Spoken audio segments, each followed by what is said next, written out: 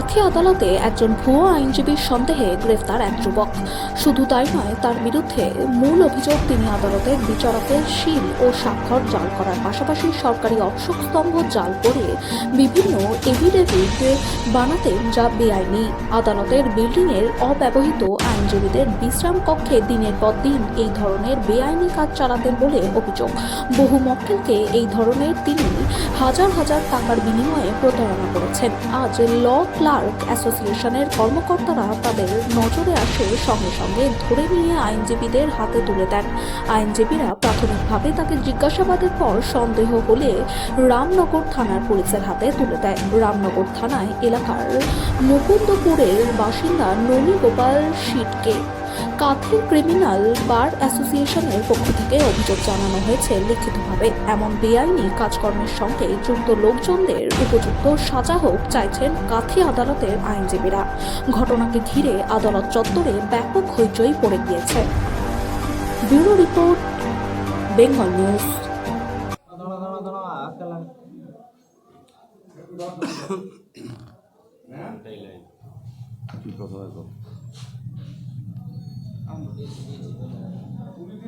আজকে দেখলাম একজনকে গ্রেফতার করে নিয়ে গেল। কি অভিযোগ? অভিযোগটা খুবই মারাত্মক অভিযোগ।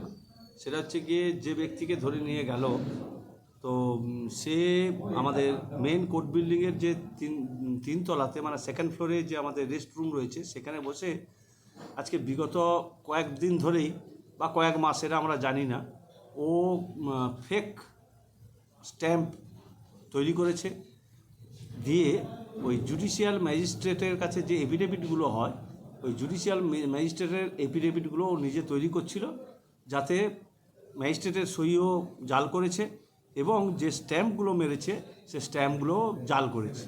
সেটা আমরা গতকাল জানতে পেরেছি। জানতে পারার পর আজকে আমাদের ল ক্লার্কস অ্যাসোসিয়েশনের যে সেক্রেটারি আছে আমাদের রাজকুমার, সে ওকে রেড হ্যান্ডে ধরে আমাদের খবর দেয়। আমরা গিয়ে তার কাছ থেকে 4টে স্ট্যাম্প পেপার মানে এফিডেভিট এবং 4-5টা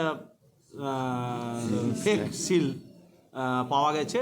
আমরা দেন এটা জানতে পেরে নিয়ারেস্ট কন্ট্যাক্ট পিএসে আমরা জানিয়েছি এবং তারা এসে ওই সমস্ত ওই অ্যাকিউজডের কাছ থেকে সিল এবং ওই এফিডেভিটগুলো সিজ করেছেন। এই অবধি কোন কোর্টের এগুলো পাওয়া যাচ্ছে না, মানে এখন বিভিন্ন টাইমে আমার যতটুকু ধারণা সেটা হচ্ছে যে সাহেব যেদিন এফিডেভিট করেন সেইটা ও আগে থেকে জেনে নিয়ে সেই সাহেবের সই ও জাল করে করত।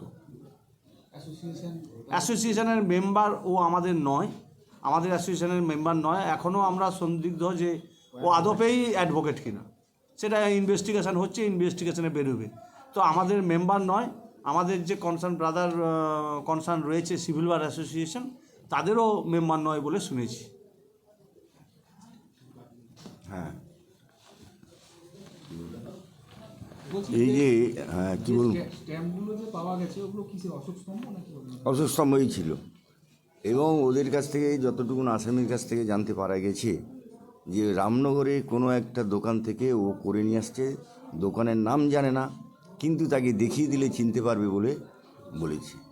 এই জঘন্য অপরাধে হয়তো আমাদেরও কিছুটা ক্ষতি হতে পারেন, কেন ম্যাজিস্ট্রেট সাহেব যারা এফিডেভিট করছেন তারা তো জানতে পারছেন, পেরে গেলেন। অতএব তারাও ভয়ে ভীত হয়ে হয়তো এফিডেভিট নাও করতে পারেন। তাদের এই আশঙ্কা যে কে যে ঠিক কে যে বেঠিক কী ব্যাপার এইটা বুঝতে পারা যাচ্ছে। এবং আমাদের সম্পাদক মহাশয় যেটা বললেন যে ও প্রকৃত লয়ার কিনা, সেটা আমাদেরও সন্দেহ আছে। তবে যাই হোক, কেন কোনো বারেরই যেমন আমাদের বারের মেম্বার নয়, আমাদের ক্রিমিনাল বারের মেম্বার নয় এবং সিভিল বারেরও মেম্বার নয় বলে আমরা জানতে পারছি। কেন যারা সিভিল বারের মেম্বাররা এখানে আছেন তারাও বলছে যে না, আমাদের মেম্বার নন। তো হয়তো আরও কোনো কিছু জালিয়াতি করেছে হয়তো, এবং কবে থেকে স্টার্ট হয়েছে কোনো কিছু বলছে না। ইনভেস্টিগেশনে আসবেন। আমাদের সম্পাদক মহাশয় জানিয়েছিলেন থানা থেকে পুলিশ অফিসার এসে তার যা করণীয় যতটুকু উনি করেছেন। কেন এটা সাবজুডিস বা ইনভেস্টিগেশনের ম্যাটার, সেটা তো সব কথা তো এখন হয়নি, এই তো প্রারম্ভিক। অতএব তার এইটা দেখে আর যেন যারা করছেন বা করবেন বা করার জন্য মনস্থ নিয়েছেন তারা যেন বিরত থাকেন সাবধান থাকবে। এবং সাবধান থাকেন। আমাদের চোখে বা নজরে এলে কেউ রেহাই পাবে না। এই